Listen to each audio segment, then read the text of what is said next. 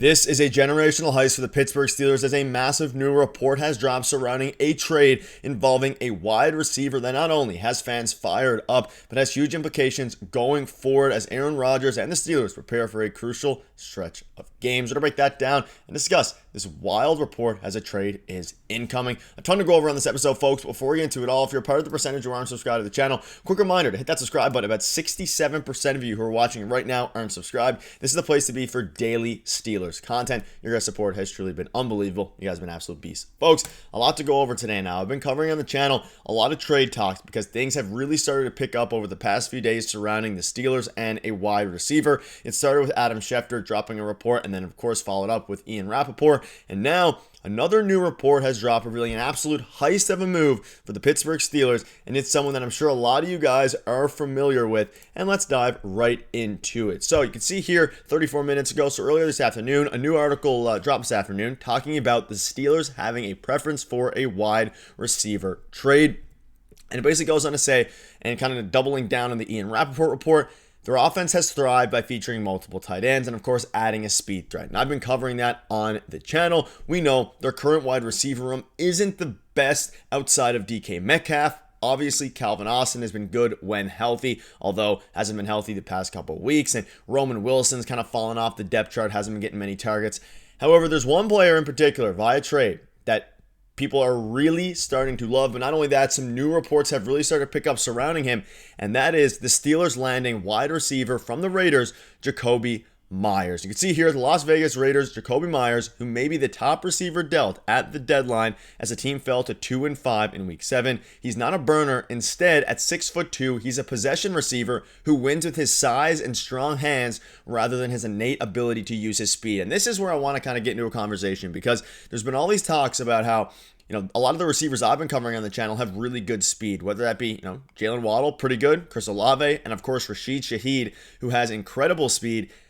And there's been all this talk, even within this article, from Ian Rappaport, talking about how they want to add a speed threat to DK Metcalf. On the flip side, there's been some other reports recently, and even just the fan base is feeling, they already have two really good speedster wide receivers in DK Metcalf and, of course, Calvin Austin. Now, DK Metcalf is not the best, route runner. He's not a true route runner, but he does have some crazy tangibles as it pertains to his physical ability, and that allows him to be one of the best wide receivers in the league and the best on the team.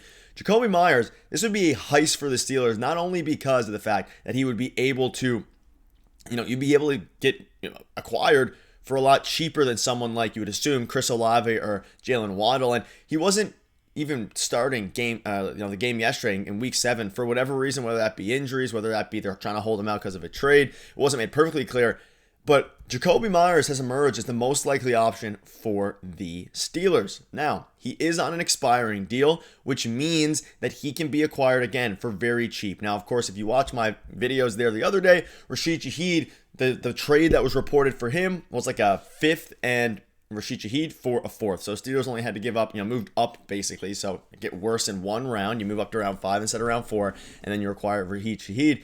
But for Jakobi Meyers, he's on an expiring deal. Already requested a trade last summer, is on one of the worst teams in football, and they just got pumped 31-0 against the Chiefs. You can see some of the new articles that have dropped here. The Las Vegas Raiders are not in a position to compete anytime soon. This is a very bad team and probably be worse than last season. So why would Vegas be willing to give Jakobi Meyers a contract extension? That's the biggest question, and they should be willing to trade him with the emergence of some of their younger guys.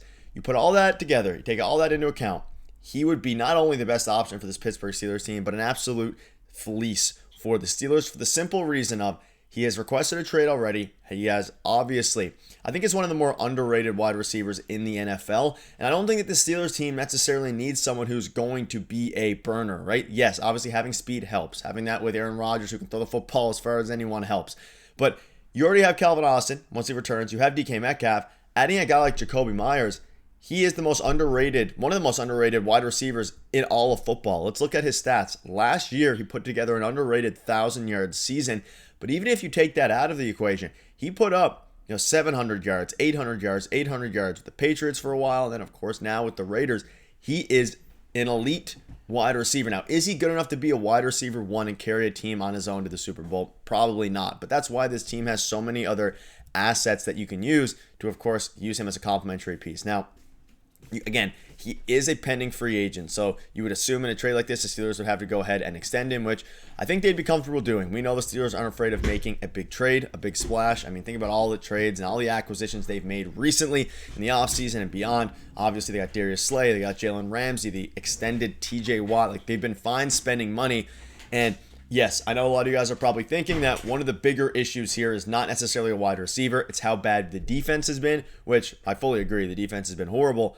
At the same time, they are in the market for a wide receiver, and they're going to acquire one. And Jakobi Meyers, I think, given the cost, the opportunity cost, and just the in general consensus here for me, the sense is that they're going to go for someone like a Jakobi Meyers, and that's why he has emerged, according to multiple articles, as a most likely option. Of course, there's some other names around. AJ Brown I've covered, Chris Olave. I still love Rashid Shaheed. He's probably up there as well with one of the most desirable ones, at least for me and from my perspective for this team, because at the end of the day, we know that the Steelers want a wide receiver. Ian Rappaport said one who can be speedy, so that's going to be a very interesting question. Now, quickly here before we move on, let's look at their depth chart. Now, again, their wide receivers: Metcalf, Scotty Miller, Calvin Austin, and some other guys. DK Metcalf is going to be the guy. That's probably not going to change. Even if they acquire AJ Brown, we know how much receptions is there to go around. Jonnu Smith, they've been running their tight end set, three of them: Jonnu Smith, Pat Freiermuth, and Darnell Washington. I don't suspect that to change. So on the offensive side of the ball, if they want to make a trade, the only feasible way to upgrade is wide receiver, right? You don't have a clear wide receiver 2 at this point. Yes, it was Calvin Austin. Can he return and be really good? That's obviously the question mark. They have their running backs in Warren and Gainwell.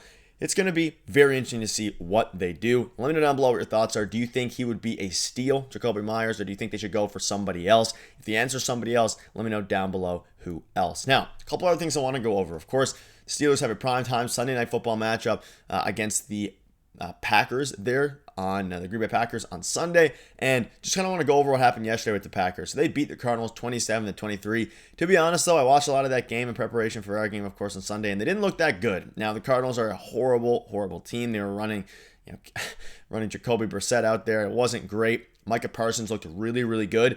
The O-line's going to have to hold up on Sunday, which has been a bit of a concern, because if not, Micah Parsons is going to have another 3 sacks like he did the other night. And he spoke out about it and said when it's time to win the game, something just switches. So the O-line for the Steelers had to be ready to go. But at the same time, Jordan Love, the O-line for the Packers are going to have to be ready to go too. You need to hope that TJ Watt and everybody's going to be able to play and step up. Obviously, the secondary is going to be a big question mark.